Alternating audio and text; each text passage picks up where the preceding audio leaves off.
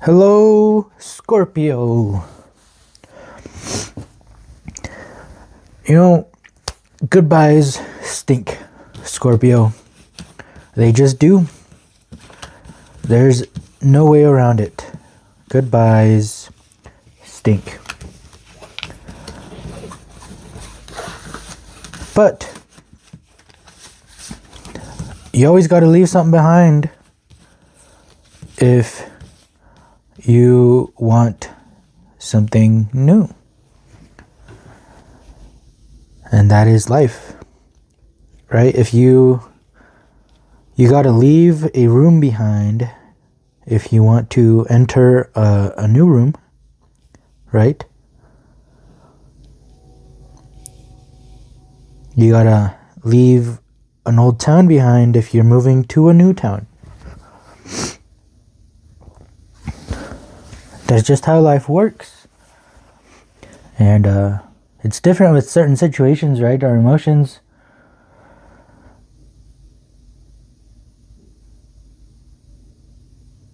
are stuck in something old.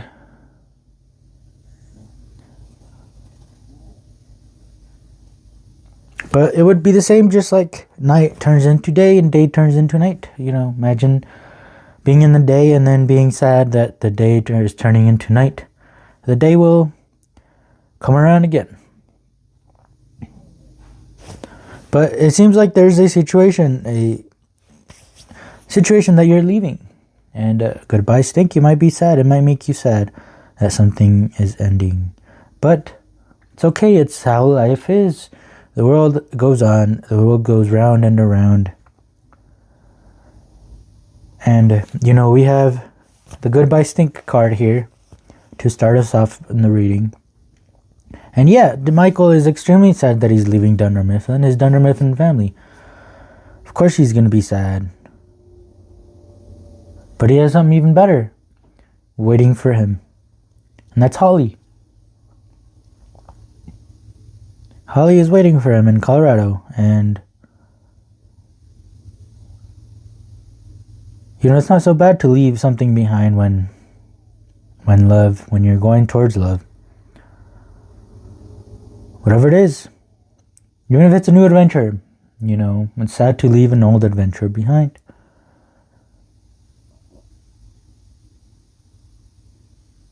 But just like we talked about the room, you gotta leave a room behind. Just, if you are in your room and you want to go to the living room, well, you gotta leave your room behind for you to enter the living room. You can't take your room with you. So there's a situation where you're just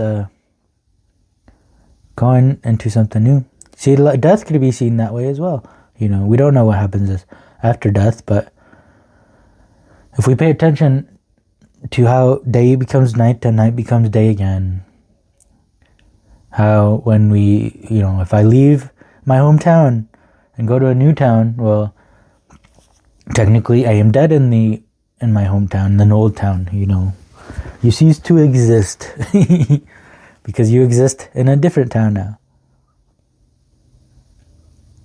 A show has got to end for you to watch a new show.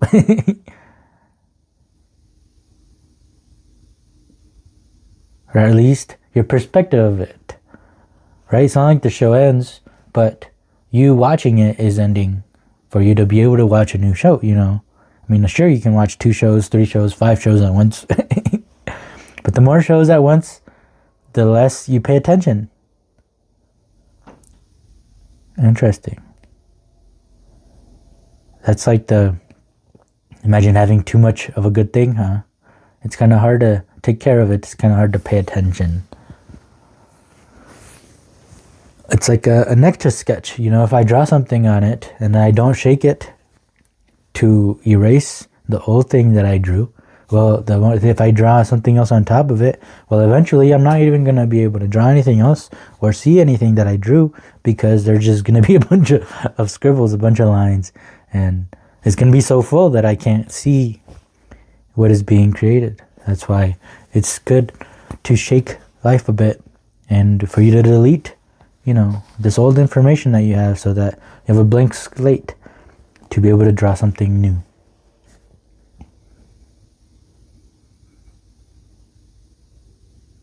So feel sad. If you feel the need to be sad, be sad. Don't try to force yourself to be happy. Listen to your emotions. You're sad for a reason. Now let's see what the sadness is telling us. But don't be stuck on the sad. Also be excited, because guess what? There's a new adventure coming. There's something is ending. That means something is beginning, right? If night is ending, that means that day is beginning. So it's just we're in a transition. Maturity. Cool. So it feels like maturity is, being sad because you are sad. It's okay to be sad, but not being stuck on that sad. Also being excited for what's to come. That gives off maturity to me. Not maturity would be you, making a huge case, just not leaving, wah, I'm not leaving. Well, you gotta leave for something new to begin. That is maturity. Knowing that something has to end for something new to begin is maturity. For something new to flower. Flowers come back every spring. And they go away in the winter. But they come back.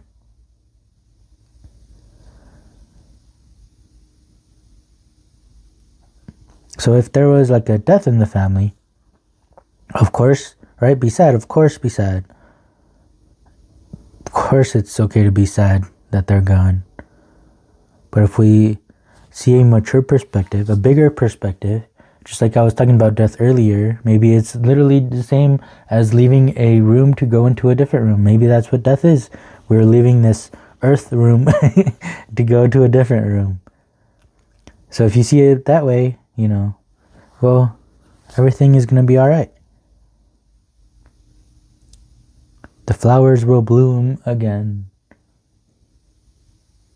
Even our compa Chuy, Jesus, he said, we don't know where we come from and we don't know where we're going. But that must mean that we came from somewhere and we are going somewhere, right? Just because we don't know where we came from and we don't know where we're going doesn't mean we just don't do it. When you go to sleep, where do you go? I don't know, somewhere. When you wake up, where'd you come from? I don't know, somewhere. And that is maturity, a more mature way of thinking about the same thing that we used to bawl our eyes out over. Yeah, she seems like she has no worries. There is no problem.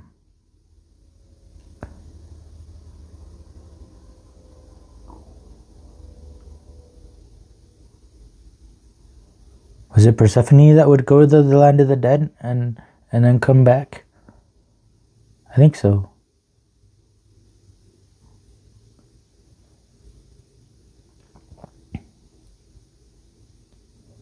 So yeah, this could be any type of situation, or it can be any big situation, just like death. Although, we are just kids. We don't know much about death.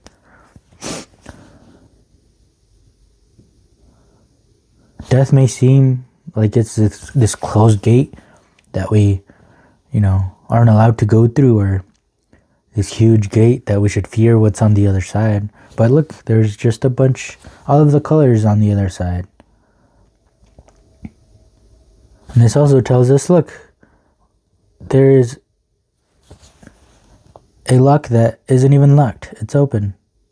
But the kid feels like he's stuck. The kid feels like he's not supposed to go through the gate, that it's a bad thing to go through the gate. But it really isn't. The gate is open, just with a push. All you need is a push, and you can push the gate open. The outsider. Honestly, we're talking about death, right? Like, one thing I've thought of is like, all right, so say I did a good job here as a human, right? And then I, go up to heaven or whatever. Well, when I'm in heaven, like, am I just stuck there forever? Can I leave heaven? Like, is there anything else to do? Is there anything else to explore? Or am I just stuck in heaven now for all of eternity? Same with hell, right? Like, so they're just stuck there. They literally can't go anywhere else. Like, heaven doesn't sound much like a heaven if I'm locked in there and can't go anywhere else. The outsider. This is the Find of Pentacles, right? If we see the Rider-Waite Tarot, it's the ones that are out in the cold. So same thing here. It feels like you're out in the cold, it feels like you can't. There's nothing you can do about it, but you can just twist the lock and unlock it and push the gate. But it feels like we're out in the cold. It feels like there's nothing we can do about the situation. Yeah, I like how the maturity and the outsider, they kind of showed you the polar opposites. Now, which one do you choose? Do you choose the mature way of looking at things? That everything's okay. Endings are normal. It's life. A day ends. It's life. But the sun is still shining on the other side. I also heard this cool thing about they were talking to a kid, right? And there's this I don't know if it's like I think it's a saying or a phrase or something, but they say like that as soon as Shiva opens or closes its eye, Shiva has one eye closed and one eye open. As soon as Shiva closes one eye, it's like death. Like what happens when Shiva closes his eye. And the kid responded with, well, he probably just opens his other eye. Which is kind of cool, right? You have one eye, pointing to us humans over here, and the other eye pointing to death and whatever else is over there. So this eye is closed because we're humans right now. We're on Earth, right? So as soon as this eye closed, well, this eye opens and we see death now and everything that it offers. So that felt relevant to talk about. The Empress. She is mature. The Empress partners with the Emperor. Okay. So the Emperor is all about strict rules, strict guidelines, right? Following orders. The Emperor. He is in control. So now that's the male version, right? Being those rules. So what's the female version? Not necessarily rules, but they accomplish the same goal. What I like to say about rules is as soon as it's forgotten why the rules were implemented in the first place, if the rules become more important than why they were implemented in the first place, then that's toxic. That's the toxic masculinity at its finest. So what happens when the rules become more important than the reason they were set there in the first place? Well, we got to start getting rid of rules. Right, so to me, the Empress feels like the same thing as the Emperor, right? Some ordered, structure, guidelines, but without the rules, without the guidelines. The Empress just is. She doesn't need no rules to follow, to be herself. She just is herself at any given moment. It's mature. She would listen to her sadness if there was a goodbye, but she wouldn't be stuck in her sadness. She would listen to the next emotion that pops up, and she'll feel that emotion, and then she'll listen to the emotion that pops up after that. Kind of like in a TV show, right? When there's one scene happening and it's make you feel all sorts of emotions, right? Well, that scene is going to end at some point, and then a new scene is going to begin. So now usually, do we transfer over the emotions that we were feeling in this scene? If you watch yourself, as soon as the next scene pops up, then your emotions kind of forget about that old scene. Well, not always, but It's just the point of getting, I'm trying to get across. So, but your emotions kind of forget about that old scene, and then it starts, paying attention to what's going on in this new scene.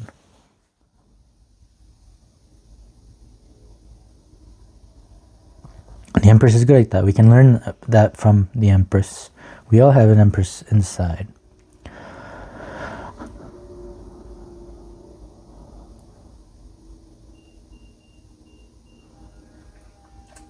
Nurturing. These flowers are nurtured every spring.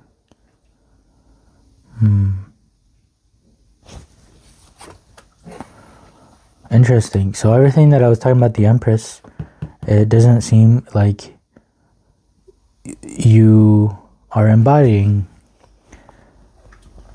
this. Instead of seeing this goodbye as all these examples that I've been trying to give, it's keeping you up at night. The Empress wouldn't be kept up at night by something that is going on, because if she's in bed, well, that's all she's thinking about. There's nothing else to think about except for whatever is going on in that moment. And that is the same with emotions, emotions and the mind. I used to not be very good at this, but I'm getting better at it, to where, yeah, if the situation calls for it, of course, be upset, be angry, be sad. But as soon as the next moment comes, well, what is this next moment? What information is this next moment giving you? Or are you still hung up on being sad and angry? Because if you are just still hung up on these emotions and this scene over here that was going on, well, as soon as another scene pops up, it's going to be kind of hard to watch this new scene if your emotions are still back here, right? So same with this goodbye. If I move cities, it's going to be hard to live my best life in this new city if I leave both my hands and my legs in this old city. And I'm trying to do stuff in this new city with no legs or no hands. Well, no, I'm not going to be able to be my best. You need all of you. Same with the emotions. All your emotions are needed for the new scene that is about to begin. There's no reason to leave stuff in the old scene.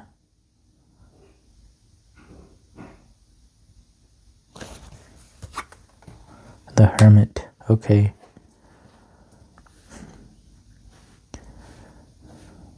Alone. I guess they all have been alone, huh? Even alone this whole time. So there's a new setting where you're going to have to be alone, and that is what is keeping up at night. Well, look back at your life and how many times you've gone through things alone. You are stronger than you think. Maybe you're leaving close relationships behind, and you think you aren't going to be able to tackle this new project, this new adventure head on by yourself. But this reading is telling you that you can. The Empress is right, it's hidden within all of us.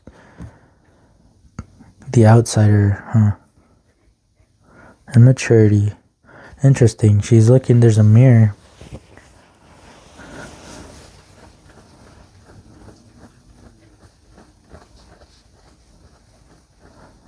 Yeah, but the Nine of Swords.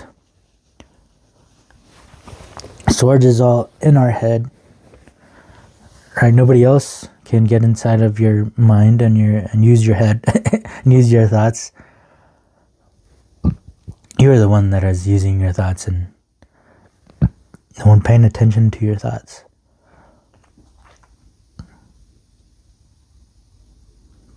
It feels like there's something you can't do, but you can. I am here telling you that you can. Naruto Lububu is telling you that you can. Everybody told him he couldn't be Hokage, but look at him now. He is Hokage. That's that light within us all. The Empress that's within us all. We are all able to do things on our own. Of course, it's cooler to do things with other people. But I mean, if this is you, like when I went to college, I went to I live in Nevada, and I went to college in South Dakota. And I was alone. But I wasn't alone forever. You know, eventually I got new friends. I got new people that I trust, the new people to hang out with. And then eventually I had to leave all of those people too, right? Because everybody graduates and goes off their separate ways to new towns. And of course that stinks. But, you know, eventually, again, just, you know, you've already been through it. You're eventually gonna meet the people that you need to meet, and yeah, you've been doing this all alone, all by yourself. So there's no reason you can't do this next stage by yourself as well. You're stronger than you think.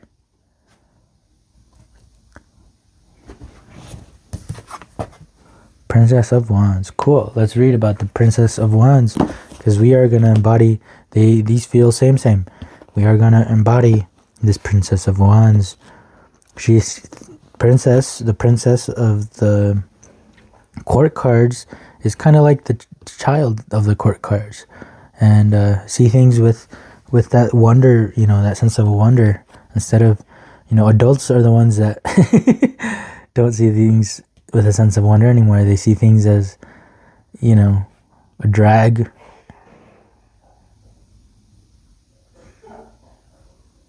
But not the princess. She's ready for all of the years to come, for all of her new adventures to come. And they are adventures because it's the Princess of Wands. Wands is all about movement. Wands is all about, you know,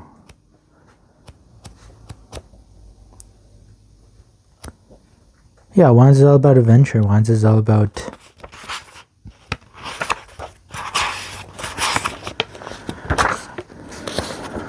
Wands is all about like business, and Wands is all about the reason you leave home.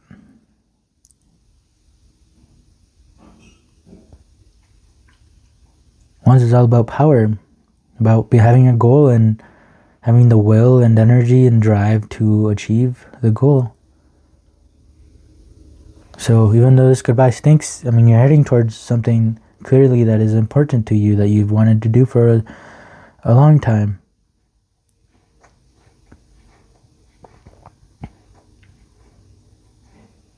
It's easy to say to not be nervous about it, you know.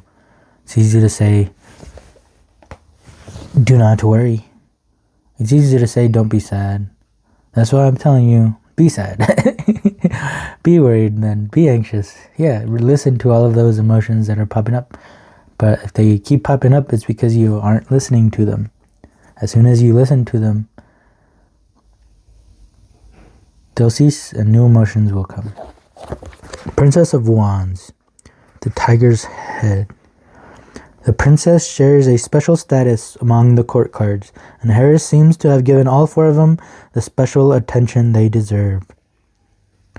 Yeah, life has given you a special attention that you deserve, which is why this shift is happening. They are all breathtakingly beautiful. You are breathtakingly beautiful, Scorpio. Placed side by side, the princesses are four pinup girls of the Thoth Tarot. The Princess of Wands is especially stunning, and is one more reason the Crowley Eris deck is banned contraband within so many prisons. Crowley wrote, this card may be said to represent the dance of the Virgin Priestess of the Lords of Fire. As the earth sub-element of the suit of fire, because the princess is the earths, and the wands are of fire. So this princess not only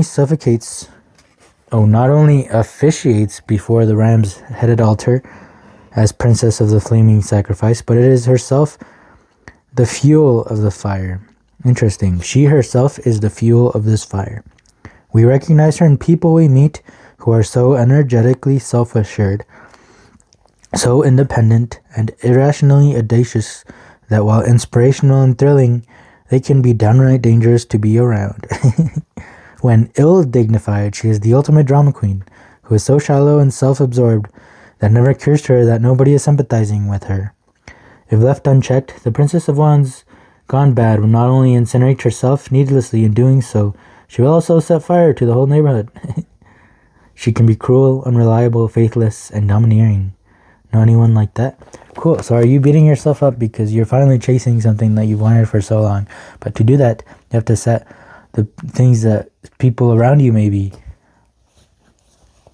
that something that they've wanted, for you, but you're saying no, and you're saying goodbye to this idea that they have of you, and you're chasing after what it is you want, what it is inside that you want, what it is you've always wanted. I just noticed there's a 9 and then a 9, so that's cool. So if these negative aspects of the Princess of Wands, if that is how you're seeing yourself with this goodbye, well, really ask yourself, am I really being like that? Like, it is okay to be selfish sometimes, as long as it doesn't get in the way of, as long as it doesn't hurt others, right? Maybe they are hurt that you are being selfish for once. But see, that's the key word, for once. Just like life has day and then night, there is time for us to be selfish. There are times for us to be unselfish. If you are unselfish all of the time, well, guess what? You are putting yourself aside to be able to please everyone else. So you're actually being bad to yourself. When you are extremely selfish, you put others around you, make them small so that you can be big and you can, do whatever it is you want. I don't know why I keep squeezing. But that is why life is a mix. And, that's why good and bad exist. And it's not just all good. It's not just all bad. It is both. Sometimes be good. Sometimes be bad. Sometimes you make mistakes. Sometimes you make things perfectly. Sometimes you gotta be selfish. Sometimes you gotta be unselfish. And I feel you, Scorpio. I said I went to college, right? Well, I was mostly studying what it is my parents wanted me to study for. I was mostly just doing whatever they wanted out of me. But that is the reason why I was so anxious and depressed, because I was making myself small. I was putting myself aside to be able to please the rest around me. And I found out that it's not good. So I finally said, you know what? No, I know you guys want this out of me, but no, I'm not going to do that. That's not what my Empress wants out of me. That's not what my Hermit wants out of me. That's not what my younger self wants out of me.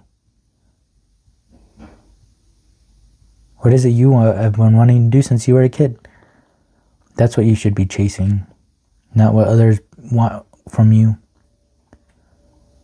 And you're not being selfish. You are chasing love, If people around you are telling you the opposite that I'm saying, well, it's because they also haven't done what they've always wanted. And just because they didn't doesn't mean you shouldn't either. Just because they are locked in their own little world doesn't mean that you have to be locked in there with them. Be an example now. You open that lock, you go through that door. They're going to watch you and be so amazed about how you're doing that they're going to want to do the same.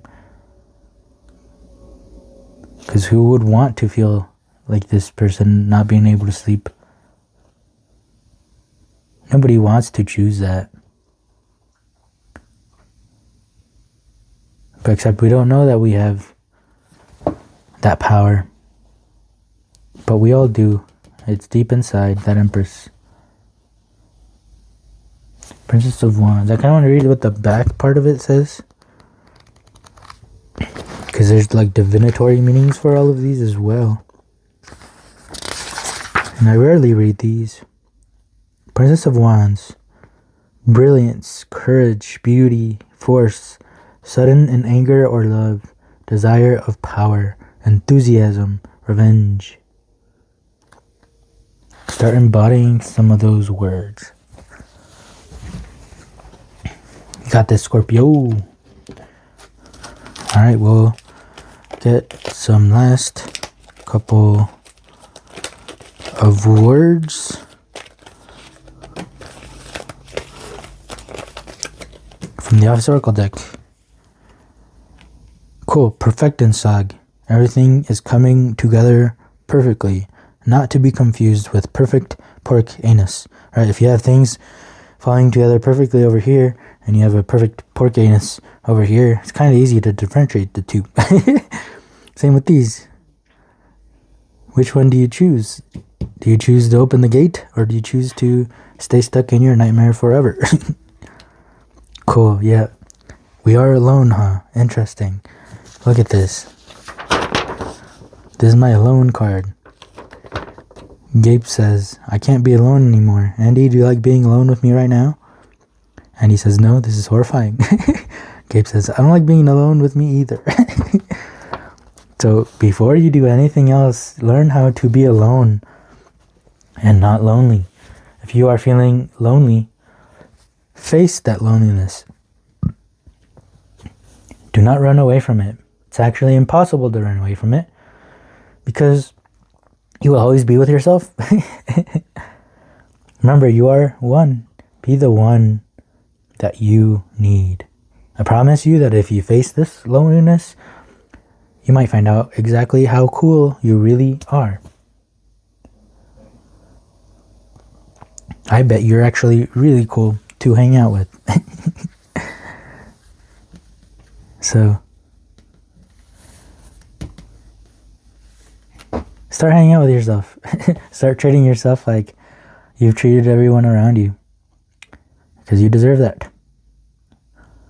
We all do. That is maturity.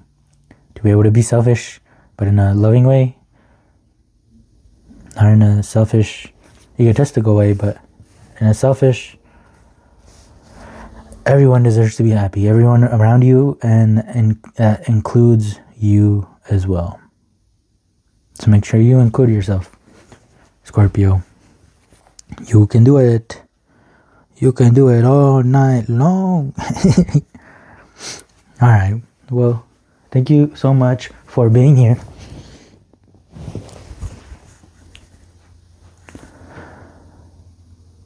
And I hope this helped.